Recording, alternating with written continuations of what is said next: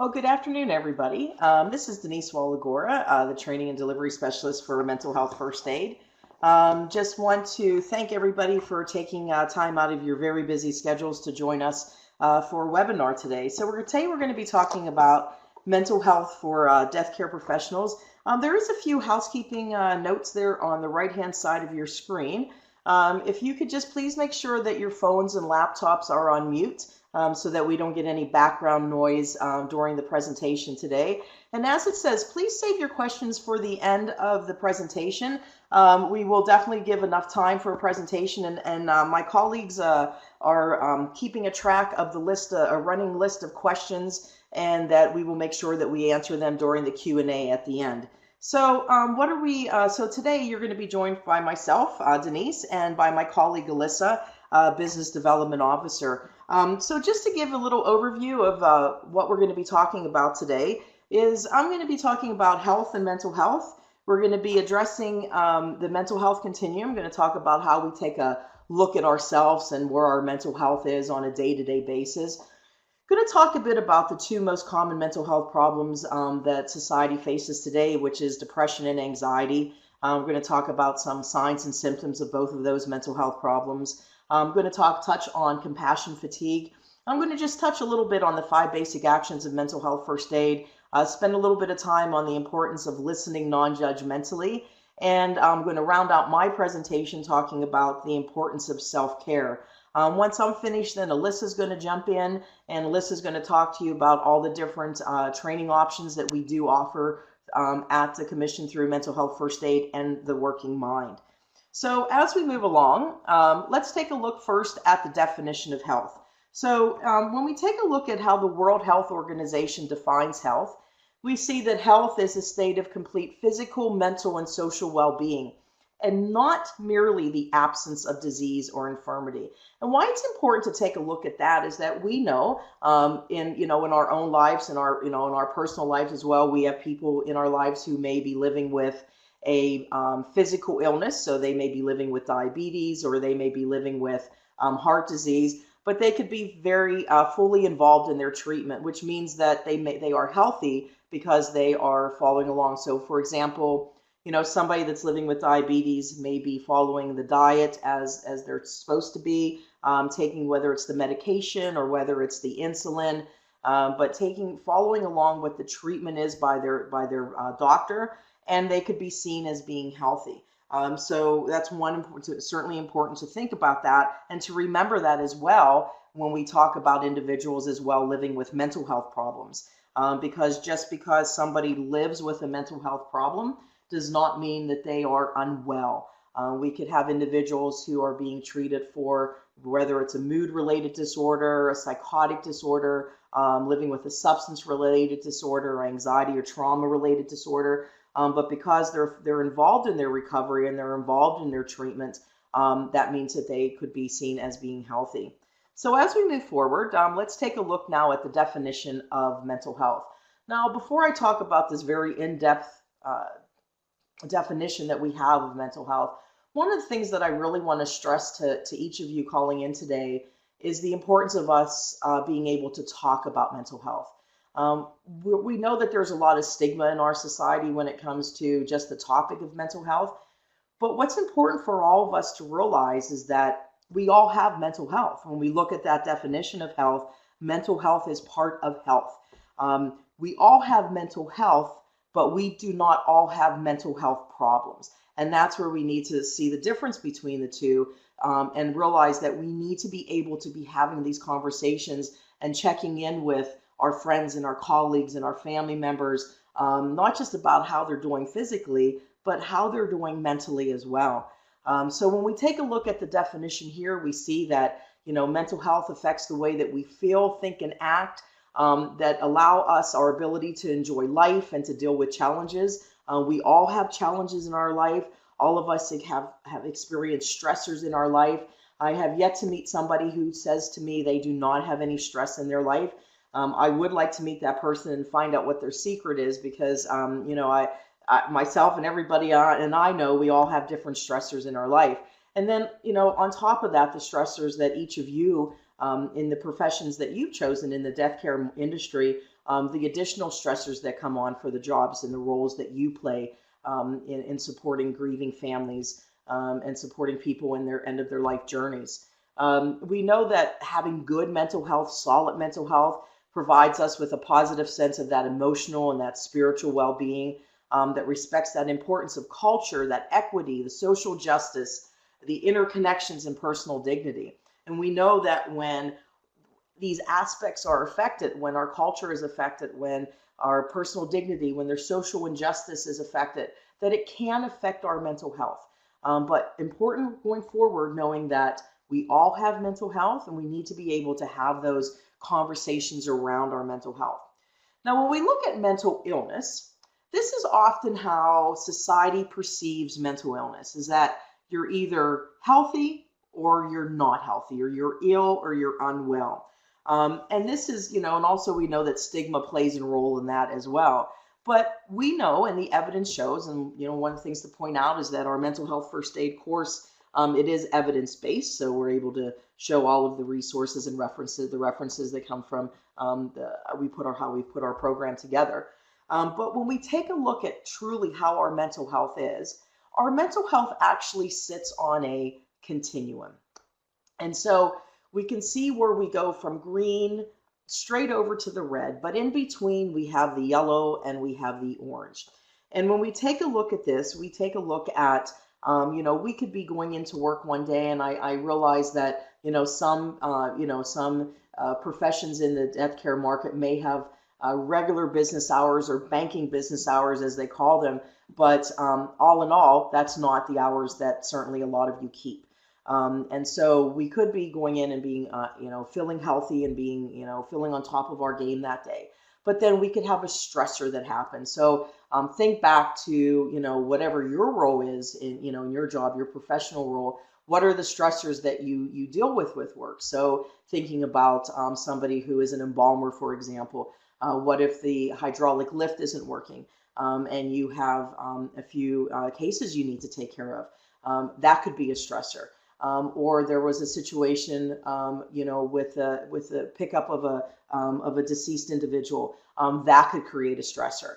But what happens is that when we see that in the reacting part, common and self-limiting distress is that. So let's say that a machinery is not working, or the room's not set up the way that's supposed to be, or maybe flowers haven't arrived as they're supposed to be on time.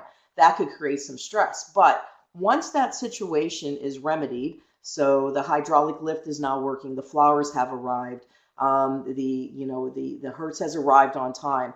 Now we're moving back into the healthy. So what's important for us to remember as we take a look at our own mental health is that our mental health can move from good to poor along a gradient on a daily basis. So those different stressors that you may contend with at work could cause you to be in that reacting phase. But what we really want to be mindful of is that if we're staying in that reacting and moving over into the injured, where we're starting to see more severe functional impairment, then we know that we need to get some help. We need to talk to somebody, because now we're in that injured phase. And what we want to do for our own mental health and for those in our lives is that we want to be able to seek some support so that we do not go into the red, or that if we're in the yellow and that we're staying in the yellow for a considerable amount of time, then we need to talk to somebody, because we want to make sure that we're staying more on that healthy end and providing that support for ourselves, and seeking that support that that is out there to help us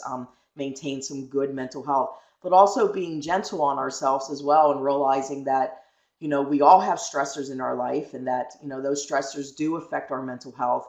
And we can be reacting, but having that insight that we're reacting, what do we need to do to move back into that healthy piece? And at the end of my presentation here, I am going to be talking about some self-care tips that will help you, hopefully, to when you see you're into that yellow, or maybe even moving into the orange, what are some of the things that we can step up for ourselves to get us back into the green and get us back into the healthy area? So next, I wanted to have an opportunity to talk to you about some common mental health problems. So like I said there at the beginning, anxiety and depression are the two most common mental health problems that exist. in our society today. And so the first one that I want to take a look at is depression.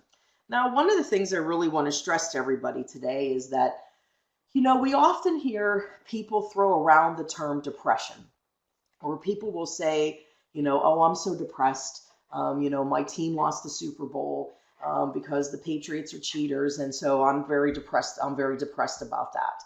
But what we need to realize is that there is a big difference between being depressed and being sad. All of us in our lives at some point have experienced sadness, but not all of us have experienced depression.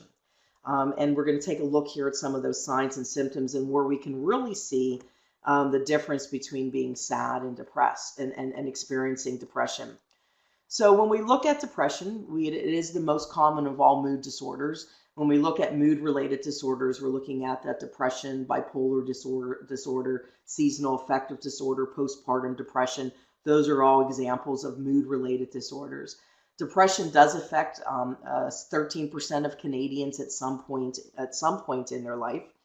When we look at depression, so we see here that it's characterized by either a depressed mood or the loss of interest or enjoyment in nearly all activities for that period of 2 weeks or more, as well as additional symptoms. So what's important is that when we take a look at that difference between sadness and depression is that sadness doesn't last for that 2 weeks or more. With sadness, there could be an event that has happened. Maybe your best friend was supposed to be coming to visit you, or family was supposed to be coming to visit out of town, or maybe you yourself were supposed to go away and then something happened that interfered with your plans. You would be sad about that. But when we look at with depression, yes, we know that depression, when we look at risk factors, for example, and when we look at risk factors are things that happen, events that happen in a person's life that can put them more at risk or increase their vulnerability for developing a mental health problem. So when we take a look at, with the depression, we know that loss, for example, and when we look at loss, it's important to know that, loss just doesn't refer to loss of life. I mean, certainly I'm speaking to, to the professionals and the experts in the death care market today. You certainly understand the grieving and the loss because that's something that you deal with on a daily basis in your job. And, but we know that, with loss, it could be loss of job. It could be loss of a pet. It could be having to move from, one province to another. So you're leaving behind your support system, your friends, your family.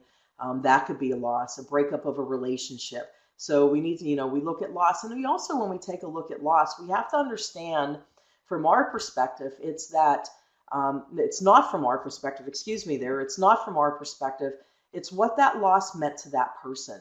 So to us, we may think that, somebody losing a job, well, it's not a big deal, they're not a great employer, you weren't really happy with that job anyways, but it doesn't matter to that person that, that still was a loss to them. So it's what that loss means to that individual. And then we also see with depression is that depression is also recurrent. So that individuals will have episodes or bouts of depression. Whereas with sadness, we can be sad, but it's not gonna be recurring for us. When we also look at the recurrent part of depression, the statistics, the evidence shows that 70% of individuals who have experienced an episode of depression in their life will experience an episode of depression, will experience another episode of depression at some point. So when we look at signs and symptoms of depression, we see that it falls into four categories. So we have effects on emotion, effects on behavior, on thinking, and then those physical effects. So what I really want to stress to you when we take a look at signs and symptoms of depression, and first, before I get into that a little bit more, I just really want to clarify as well the difference between a sign and a symptom. So a sign is something that we will see. So we may see somebody that is crying. We may notice that somebody's withdrawing. So whether that's a colleague or a friend that is not having lunch or isn't going out, if you have some social events, they stop going out, being involved. Those effects on thinking, right? So with signs are things that we see, whereas with symptoms, that's what the person is feeling. So the person could be feeling anger, but we could also see that anger. the person could be feeling a lack of energy. There could be a lot of self-blame, a lot of pessimism, a lot of frequent self-criticism. So what we see with depression is that often a person will have a very negative attitude. So they may have a negative attitude about themselves, about where their life is going. They could be having a negative attitude about their job, just about in general, just negative attitude. And which can cause a person to feel hopeless and helpless. Excuse me. And so, but the one thing I really want to stress as well when we take a look at signs and symptoms is that not everybody experiences the same types of symptoms, the same types of signs and symptoms when it comes to depression. So we really want to be mindful of that, because we don't want to, say, oh, well, I had a friend and this is the way that he or she experienced depression, so you can't be depressed because you haven't lost your appetite.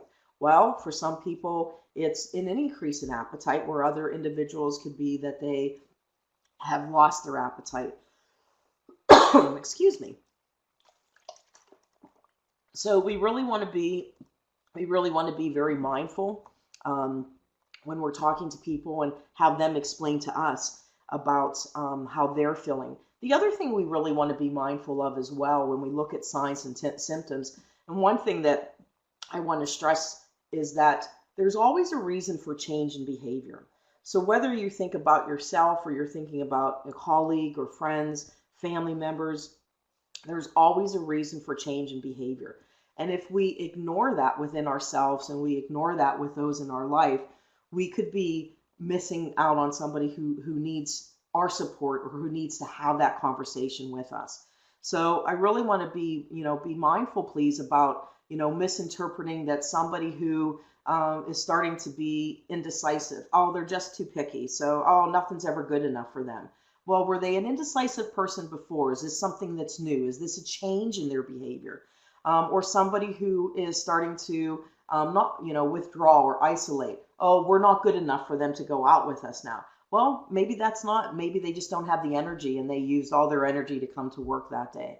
Or somebody who is, has put on, has lost some weight. Oh, they must have been going on a diet. Well, maybe because of the fact that they're experiencing depression, they've lost that appetite. So we want to be mindful on, misinterpreting what those signs and symptoms may be. And truly, the only way that we can find out what's going on with somebody is by having that conversation with them. Now, when we take a look at depression in the workplace, what we see here is what that might look at in the workplace. So we see decreased productivity. There could be some morale problems. We take a look at absenteeism and presenteeism. Now, when we take a look at that, the difference is that with absenteeism, we know that a person is just not coming to work. Whereas with presenteeism, the person's showing up at work, but mentally they're just not. They're not there. They're not on the ball that day. So because of the fact that they may be struggling, with having some thinking difficulties, struggling with concentrating. That was one of the things that when I worked frontline, with clients that struggled with depression, giving some self-help reading material could be difficult because that lack of focus that a person could be experiencing. But when we take a look at that, where that lack of focus, then we know could, cause decreased productivity, could cause some safety problems. So taking a look at and thinking specifically, in your workplace and the role that you play and the role that your colleagues play, what might that look like for you in your organization, your company, business? What might a colleague look like if they are struggling? So what might that look like specifically within your, your work, your business place, and the specific roles that people play as well? So now we're going to move on here to anxiety. Now, the one thing I want to point out about anxiety in that first bullet point we see there is that anxiety is a normal feeling that we all experience. Every single one of us has felt anxious at some point. And often what people think is that when they hear that term anxiety, they think of just those negative things that happens in a person's life. So whether it's being involved in an accident, that certainly is a negative thing. But it's also positive events that happen. So somebody who's having their first baby, that could cause somebody to be very anxious. Going away on your first big trip out of the country, buying your first house, starting a new job, graduating university, Being a funeral director and it's the first family that you're supporting, those type of things, being an end of life doula and it's the first family that you're supporting. So we think about that anxiety that we experience that's normal for in those situations that's happening. Anxiety is also one of the most common mental health problems in Canada. And when we take a look at anxiety disorders versus that normal anxiety, so we see with anxiety disorders where it's more severe and intense, it's long lasting, so it interferes with that person's ability to function and occurs when a person isn't in a state of danger. So if we think about something that's more severe and intense, thinking about an individual, for example, that lives with panic disorder. And so that's one of the other things I just want to stress around language. I just reminded myself when I mentioned living with anxiety disorder. We really, when we talk about just the term mental health, how that in itself, brings on some stigma and people don't want to have those conversations. When we take a look at, the language that we use as well, we want to be mindful. We never want to identify somebody by their mental health problem so that a person is living with depression or a person is living with a panic disorder. So a person is not a schizophrenic, somebody is not a manic depressive. Language goes a long way, and we really want to be respectful. We want to be mindful that we do not identify somebody by their mental health problem because they are a person who is living with a mental health problem. They are not the mental health problem. So getting back to anxiety disorders versus normal anxiety. So with severe and intense, certainly living with panic disorder, that can be very intense where it certainly can interfere with the person's ability to even leave their home at times. Somebody who is struggling with or living with social anxiety disorder would prevent them from, going out, giving a presentation, asking somebody out on a date, putting their hand up and asking a question in class. Occurs when a person isn't in a state of danger. So, for example, that the panic disorder, in courses that I've taught over the years, I've had so many people, share with me their experiences of having a panic attack. I had one young lady, she woke up in the middle of the night having a panic attack. Another young person was getting ready to go out for the evening and just in the shower had a panic attack in the shower. So when we take a look, when it talks about occurs when a person isn't in a state of danger, what's the danger when we're sleeping? So we know that, with anxiety disorders, it is very treatable, but it's also that person seeking the help and the support to be able to work through and to be able to handle those distressing thoughts that a person may be experiencing, with that anxiety related disorder. But people, as we know, people can lead very good and happy and healthy lives living with mental health problems, but it truly is about finding the proper treatment and the proper support, because we know what works for one person doesn't necessarily work for another individual. And so moving forward, let's just take a look now at the different signs and symptoms of anxiety. So once again, as we pointed out, not everybody experiences the same types of signs and symptoms as well. Not everybody will experience the same intensity as the sign as other people do, and not everybody experiences all of the signs and symptoms that are associated with anxiety. So the first one that we take a look at is psychological. I'm not going to read this list to you. I'll let you do that. But we look at the psychological and we know it's a lot like, how are we thinking? So excessive inappropriate worry, that inability to concentrate, feeling detached, speeding, slowing of thoughts, easily distracted, irritability. And so we can see that, the psychologically, how it affects an individual. So thinking, for yourself, if you were experiencing anxiety, how might this interfere with you being able to do your job? Right? So thinking about that, and we know that, if things are happening in our lives that's, being a barrier to us being able to do our jobs, then, we need to take a look at that. We need to take a look within and see, is there something going on? Then we take a look at the physical. So when we take a look at this, the physical signs, we can see that it reminds us of signs and symptoms of a heart attack. And especially when we take a look at panic attack, and panic disorder, often when a person is having a panic attack, they will go to emerge because there's the feeling that they are experiencing a heart attack. So there's something I really would like to stress about the difference between panic attack and panic disorder as well. A person can have a panic attack in their lifetime, but that does not meet the criteria to be diagnosed with panic disorder. So panic disorder is when a person has repeated panic attacks. So I never want anybody, in whether in webinars or anybody that's attending any presentations or courses that has had a panic attack in their life, to be concerned about having panic disorder. Panic disorder, to the criteria, is that as a person has those repeated unexpected panic attacks. So we know, there is one of the most effective treatments out there when it comes to anxiety related disorders is cognitive behavior therapy. And with cognitive behavior therapy, it provides, a person learns the skills to be able to take those anxiety producing, those distressing thoughts, and turn them into more positive and realistic thoughts. Because we know I had my homeopath that told me at one point that our mind lies to us a lot, and certainly if we're struggling with anxiety and depression, our mind could be just a lot of those negative thoughts, right? And that cognitive behavior therapy, we learn those skills to be able to take those distressing thoughts and turn them into more positive and realistic thoughts as well. So one of the things I wanted to add to this webinar pertaining specifically to all of you calling in today is around compassion fatigue.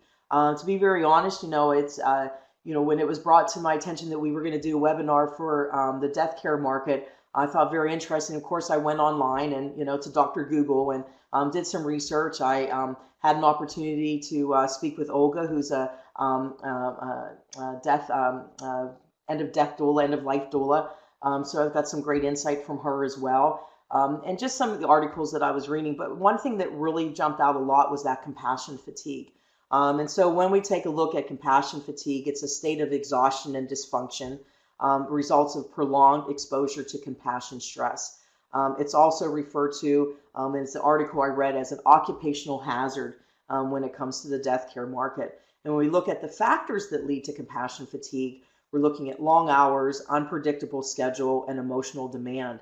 And that was certainly something that a lot of the articles that I read about, especially with funeral directors, are those long hours, the imbalance between professional life and family life, and the time, limited time sometimes to spend with family, because as a funeral director, you're getting a call at 2:00 in the morning to go and pick up a deceased person.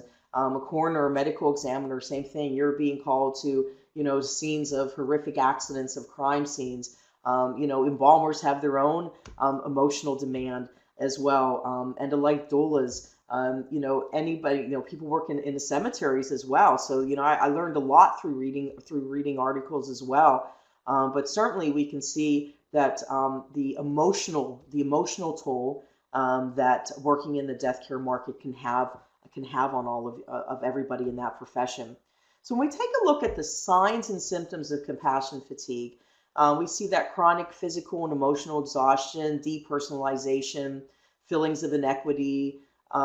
So it talks about towards the therapeutic or caregiver relationship, but caregiver has so many elements to being a caregiver. So for example, certainly end-of-life doula is being a caregiver. A funeral director, you're providing support to grieving families. So the demands that are put on you as a funeral director, you can understand, always being in that empathetic state. And so you may feel if somebody is struggling with some compassion fatigue, you may feel I've not given enough support to the family, or I didn't say the right thing, or when it comes to sorry about that. When it comes to an embalmer, for example, there could be the feeling that I didn't prepare the body well for the family. So those are the type of feelings of inequity that might be happening in the roles that you play. difficulty sleeping, weight loss, headaches. But when we take a look at this slide and we take a look at these signs and symptoms, we can see the similarities between compassion fatigue and depression. So we see where these signs and symptoms truly overlap.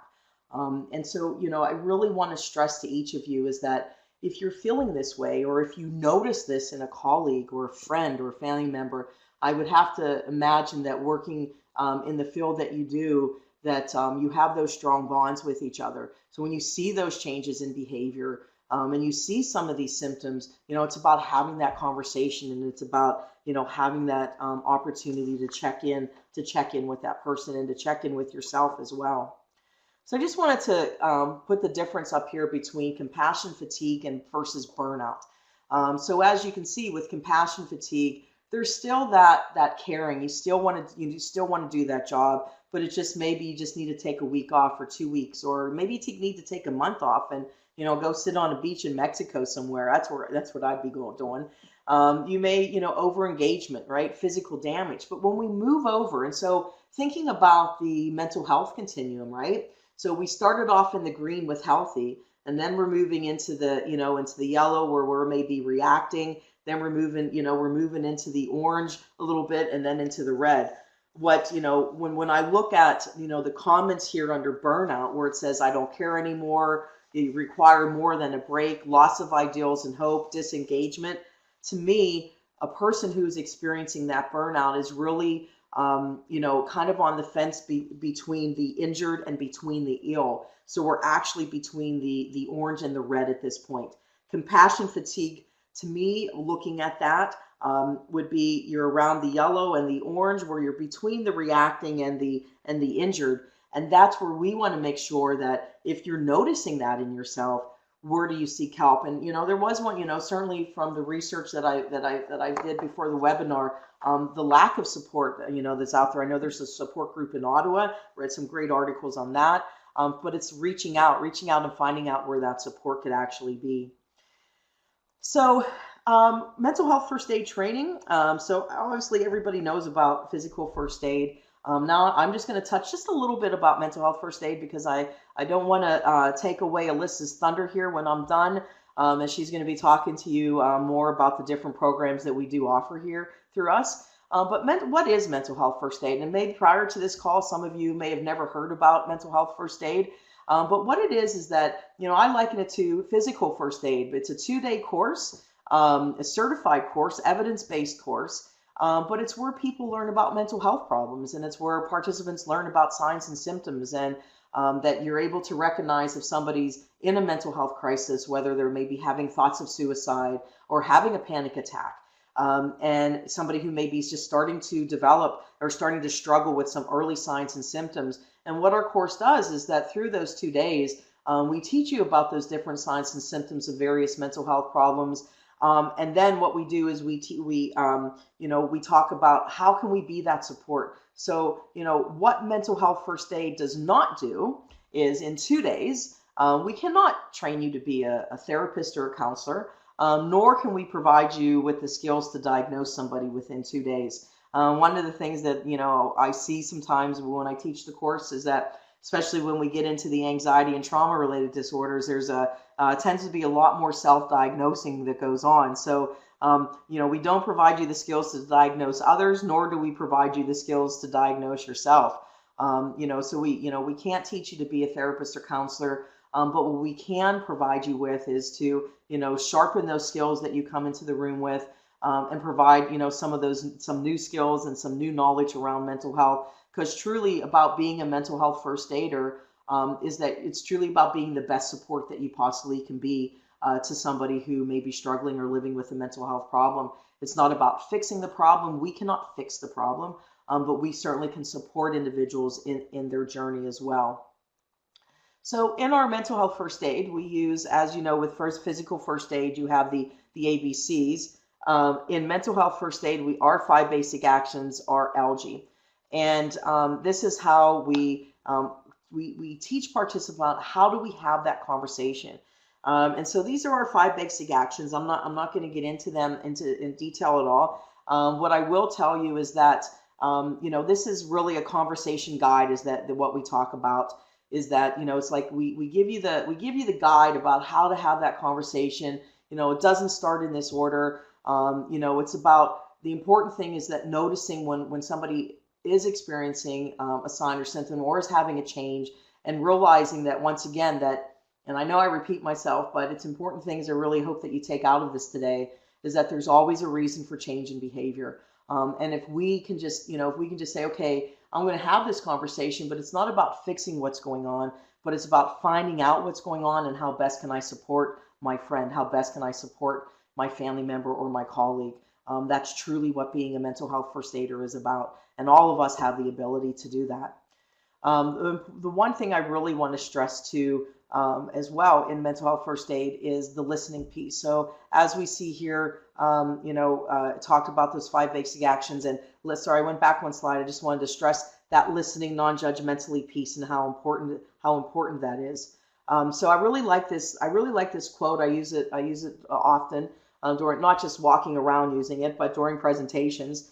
The most basic of all human needs is the need to understand and be understood. The best way to understand people is to listen to them.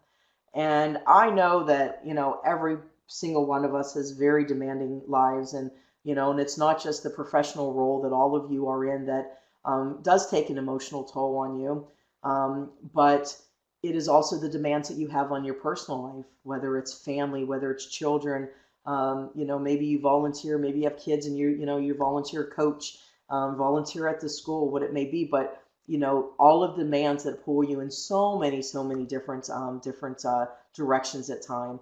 But taking that opportunity to listen, to fully listen and realize what the importance of listening really is.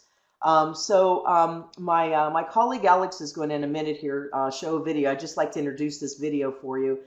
This is a video that we use in our courses. It's a Brene Brown, and it's upon empathy. To me, it's very impactful. It's a short and sweet, but it really highlights the importance of being that empathetic person. It's not about sympathy. We don't want to have sympathy. We want to feel sorry for people. What we want to do with empathy is have the ability to see it from that person's perspective. So Alex, I'll hand it over to you to play the video now.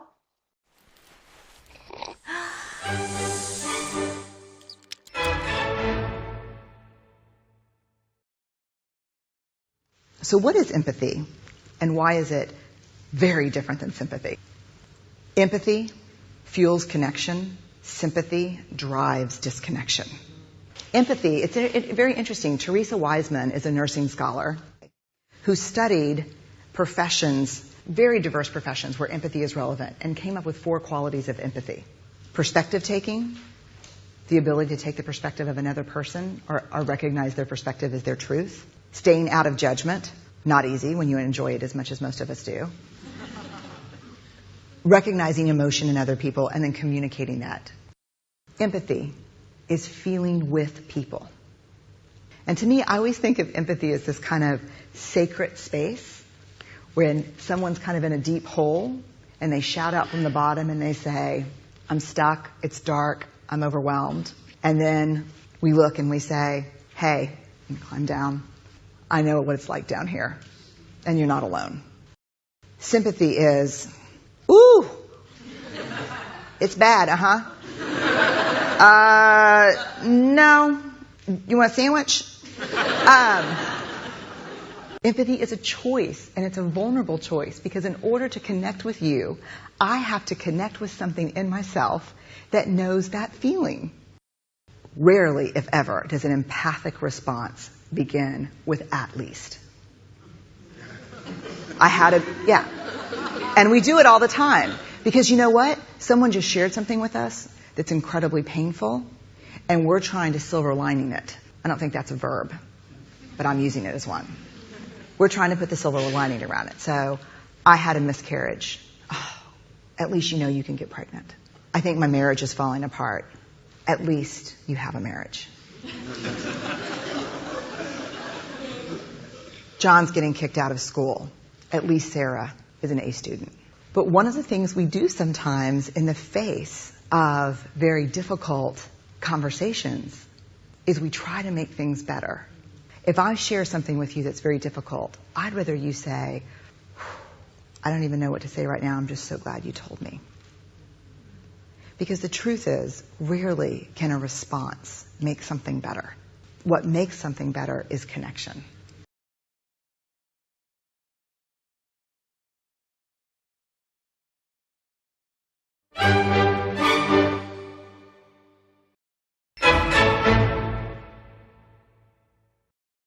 So that video, a lot of good points out of that, with us being able to be, empathetic.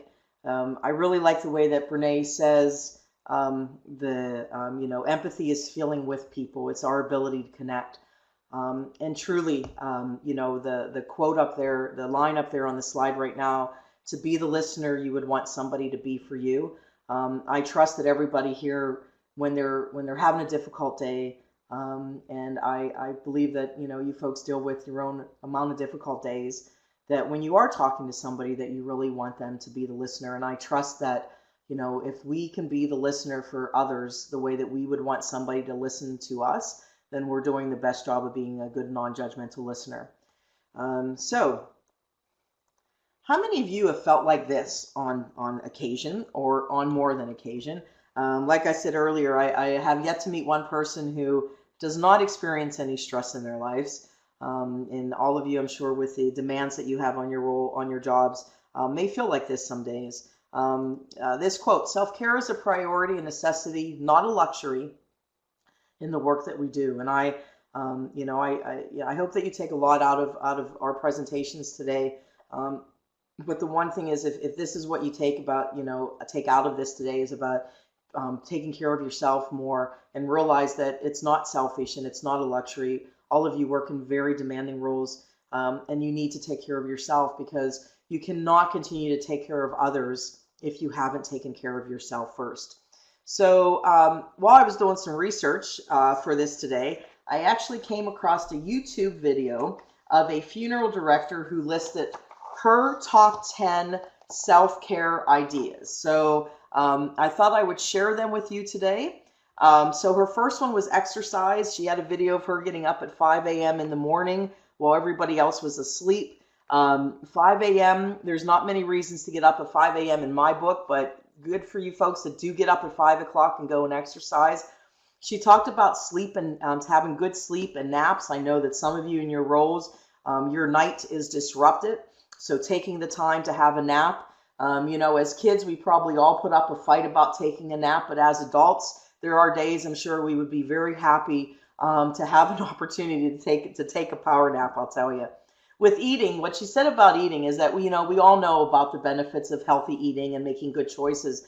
But she said too about treating yourself. You know what, if you want to have that brownie, for those of you that live in Ottawa, if you want to go to Susie Q and get a donut, whatever that may be, but treating yourselves well. Coffee. So not everybody's a coffee drinker. We realize that. But for her, coffee, she made it an event of comfort. So she had a coffee corner in her house. For those of you that are tea drinkers, I know all about David's tea. You could have pretty much any flavor these days. Have your tea corner, but something that makes it an event of comfort. Comfy shoes. I thought, that's something that I think sometimes we don't think about. It's not something I think about. Certainly as a facilitator it is. But some of you folks are on your feet for very, very long hours, having those comfy shoes. That decompress time, whatever that may be, laying in a hammock in the backyard where nobody's bothering you if you have that opportunity. Decompress time, for me, it's spending time with my dog. I see that BJ's on the call today. BJ has a therapy dog, Oyo. Spending time with Oyo is, to me, would be wonderful decompression time. So the grooming time for her, the AKA me time, mani-pedis, and I know men go for pedicures as well. But whatever that grooming may be, whether it's going to the spa for a weekend, getting a new hairdo, whatever it may be, but taking some of that me time.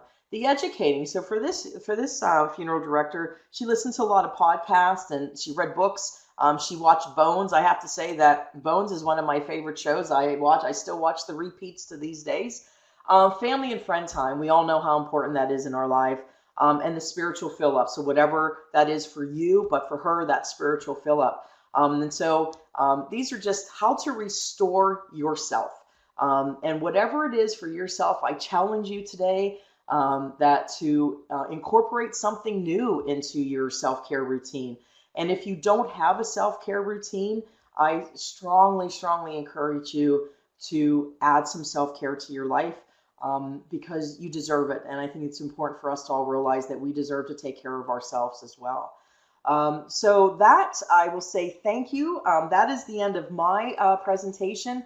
We will have a Q&A at the end. I thank you for listening. Thank you, Denise, for your informative presentation. We're just loading up my presentation at the moment, and I want to thank everyone for listening in to our webinar so far.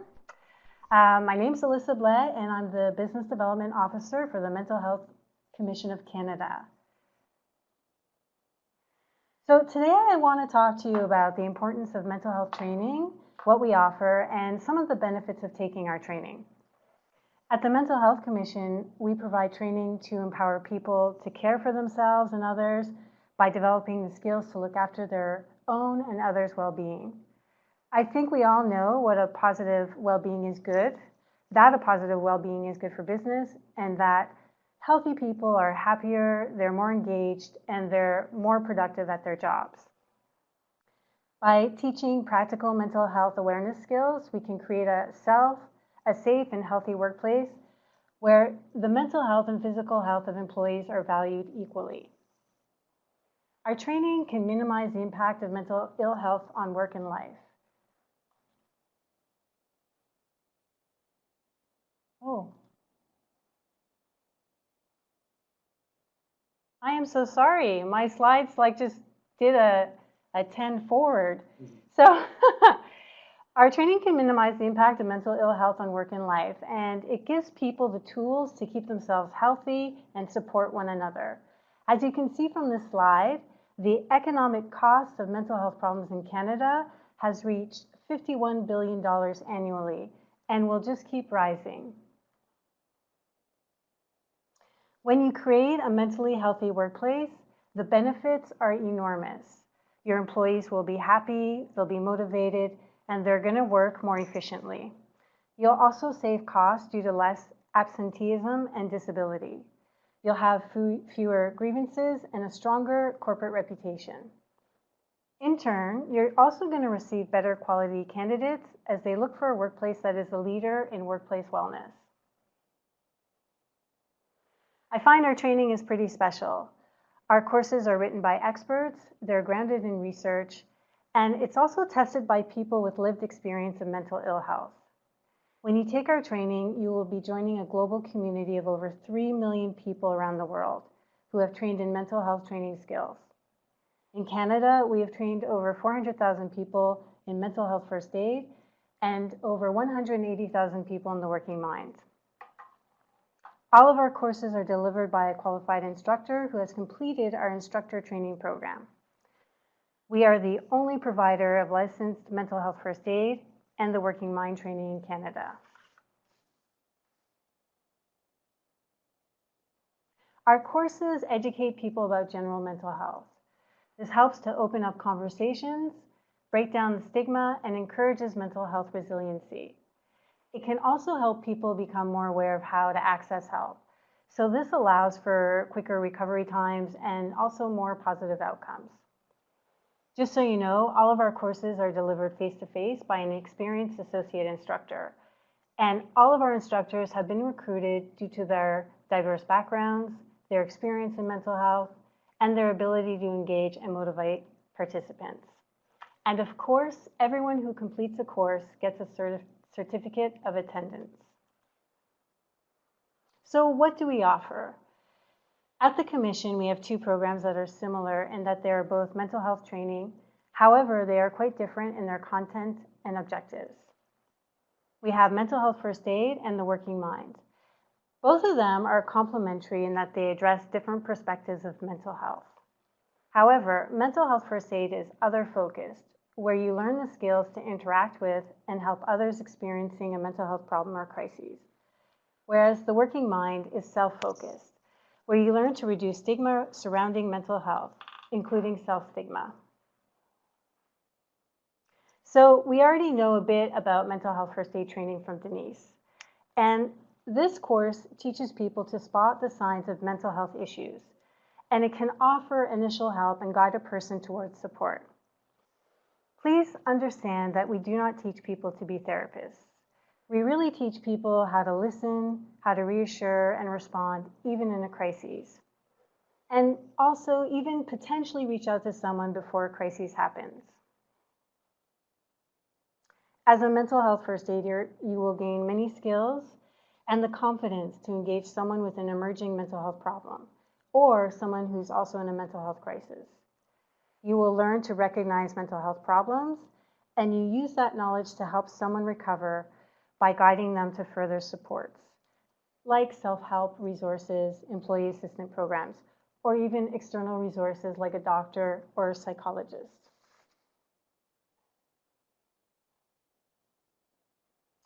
So as Denise mentioned, we have several varieties of mental health first aid, but the one that we are sharing with you today is the Mental Health First Aid Basic Course, which is a 12-hour course taken over 2 days. Some of the course sections include substance-related disorders, mood-related disorders, psychotic disorders, and anxiety and trauma-related disorders. Becoming a mental health first aider can really help you recognize the signs that a person may be developing a mental health problem or experiencing a mental health crisis. So now let's talk about our other training program, The Working Mind. The Working Mind is an evidence-based program designed to address and promote mental health, and it also reduces the stigma of mental illness in a workplace setting. With this training, you learn how to recognize changes in behavior that could indicate a mental health issue, either in yourself or in others. You also learn several coping strategies and lots of resiliency skills as well. This training is really aimed to reduce the stigma of mental illness, as well as to promote mental well-being in your organization. It helps people identify poor mental health in themselves and others, and teaches coping skills to manage stress. We also provide a lot of tools and resources to support employees who may be experiencing a mental illness. And this program, The Working Mind, assists supervisors in maintaining their own mental health, as well as promoting a positive environment in their organization. So The Working Mind offers a 4-hour training for employees and an 8-hour training for managers. The difference between the employee and manager training in the additional 4 hours is the managers learn workplace accommodation, things like how to create a positive, supportive atmosphere and how to also take care of themselves. The participants are provided with valuable information specific to stigma and barriers of care. The Working Mind also teaches a set of tools called the Big Four. And as Denise explained in the previous presentation, the mental health continuum model. So what is the Big Four? The Big Four refers to a set of skills, practical skills, and its purpose is to provide people with some tools to help deal with and manage the stressors one encounters on a daily basis. These tools not only increase your ability to bounce back from stress, but also help you thrive under pressure. And as you can see, I am sure that we're familiar with most of these skills: goal setting, visualization, self-talk, and a big one for me is deep breathing.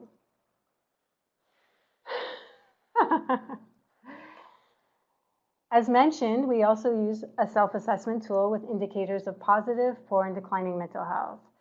I find it provides a common language that everyone can use to describe how they are feeling that day. With this model, it eliminates the need for stigmatizing labels by using colors. And as mentioned before, each phase provides signs and indicators for self-assessment. So, although many organizations are keen to have our experienced mental health instructors deliver our courses, some decide to train a member of staff to become an in-house mental health first aider or the Working Mind instructor. Once qualified, they can deliver the courses whenever they like. Our 5-day instructor training program gives future instructors all the tools needed to deliver successful mental health training. All of our courses include scenario-based practical applications and custom videos of people with lived experience of mental illness. We also include participant reference guides and related handouts. So to summarize, our training can build employees' confidence by openly discussing mental health issues and encourage people to get help when they need it. When we are open about mental health, we empower people to thrive. Our training also increases resiliency skills and creates a supportive, mentally healthy environment. And when we recognize our own mental unwellness, we can take the necessary steps to get help and support. And so that concludes my brief presentation on our training programs at the Mental Health Commission of Canada. And so now we're going to open it up for questions.